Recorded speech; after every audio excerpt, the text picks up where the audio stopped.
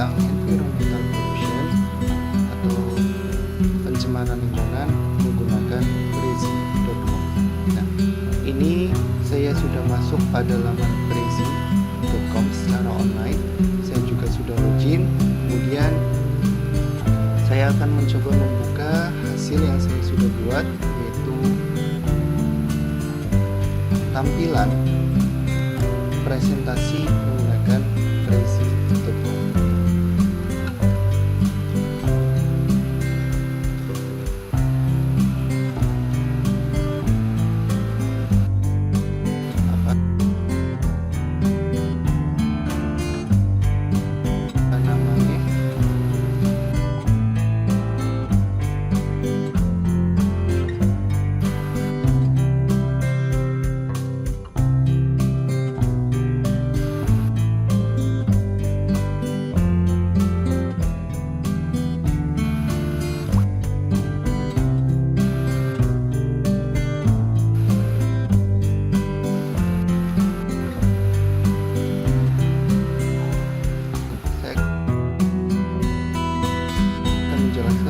Bahwa presentasi yang saya buat ini adalah free, gratis pada laman prezi.com.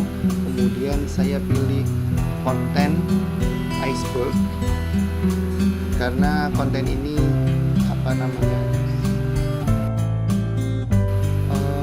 temanya sesuai dengan apa yang akan saya sampaikan, yaitu pencemaran lingkungan pada topik pencemaran air.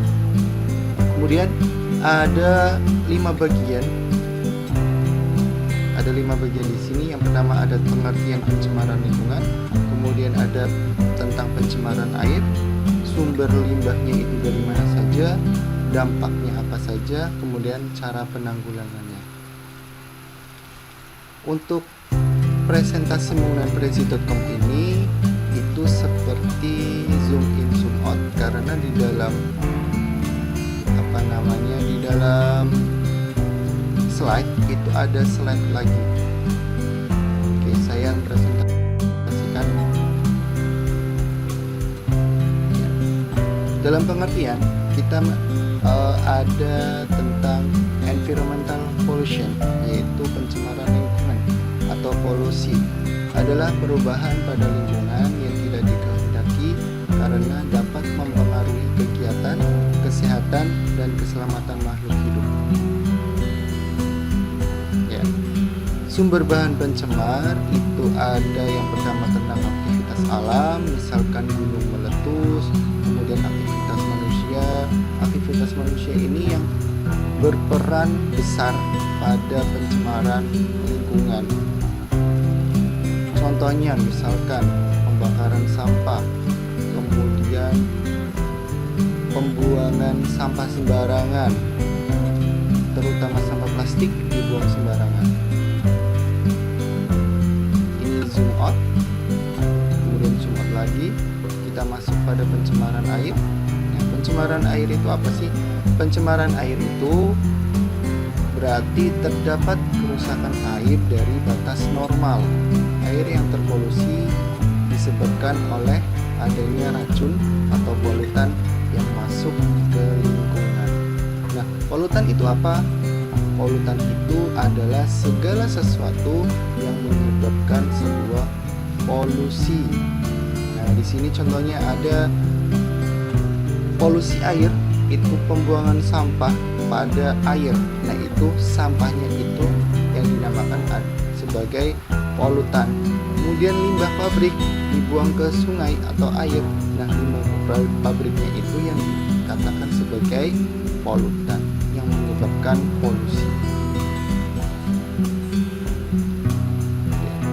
Nah, ini ada river water quality atau kualitas air sungai.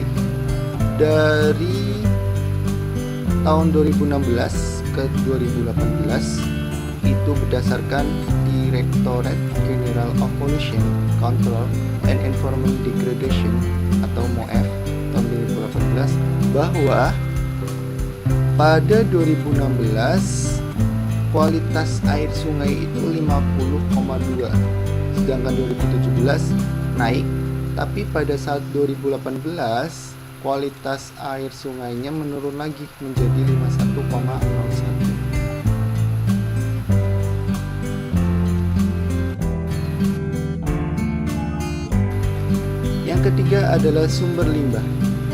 Sumber-sumber limbah pada pencemaran air itu ada 3, yaitu limbah industri, limbah rumah tangga, dan limbah pertanian. Limbah rumah tangga itu limbah rumah tangga berupa deterjen, bekas cucian pakaian, air dari kamar mandi, kakus, dan dapur. Ya kan? Jadi limbah rumah tangga itu dibuang ke sungai sehingga sungai menjadi tercemar akibat beberapa limbah rumah tangga yang dibuang secara besar-besaran ke sungai. Biasanya itu pada sungai kecil yang ada di pedesaan, sehingga sungai itu menjadi hitam dan kotor gitu.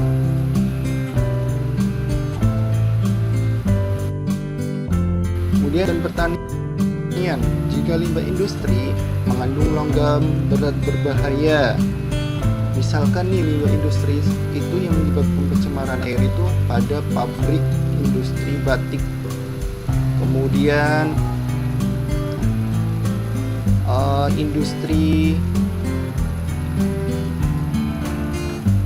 tahu misalkan, tempe gitu ya. Itu kan kalau tidak diatasi dengan baik, langsung dibuang saja, itu akan berbahaya sekali. Nah, di dalamnya itu mengandung logam berat yang berbahaya, misalnya merkuri, arsenik, dan kadmium. Kalau limbah pertanian itu dapat berasal dari pestisida dan pupuk kimia buatan, sehingga ketika para petani memberikan pestisida ke tanamannya, kemudian di dekat tanaman itu ada irigasi air, kemudian kan ada juga memberikan pupuk yang berlebihan misalkan secara berangsur, sehingga apa? Kualitas air atau irigasi di sekitaran tanaman atau sawah misalkan, sehingga apa? Terakumulasi di air tersebut sehingga menyebabkan polusi.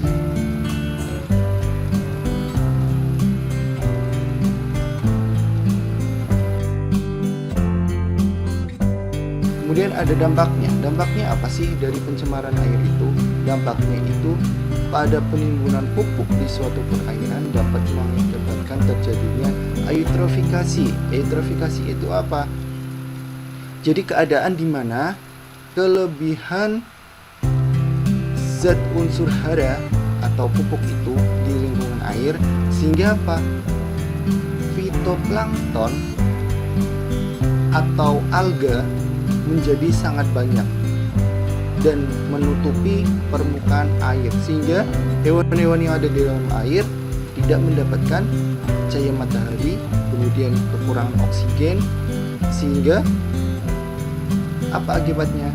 Hewan-hewan air pun ikut mati. Itu yang namanya eutrofikasi atau biasa disebut sebagai blooming alga. Kemudian perairan yang telah tercemar bahan organik ditandai dengan jumlah bakteri yang tinggi, bau busuk, dan air yang keruh. Nah, ini baunya air comberan seperti itu. Sungai-sungai yang ada di kota yang membuang sampahnya sembarangan di sungai akan meningkatkan jumlah di sungai, sehingga apa? Keadaan sungai tersebut menjadi bau busuk dan airnya yang sangat keruh. Nah, ini gambar eutrofikasinya. Blooming alga, ini warna hijau itu alga yang seperti terus rusaknya ekosistem. Ini pencemaran lingkungan akibat limbah pabrik itu dibuang ke sungai. Akibatnya apa? Banyak ikan mati secara berangsur atau dalam satu kali kematian sangat banyak sekali.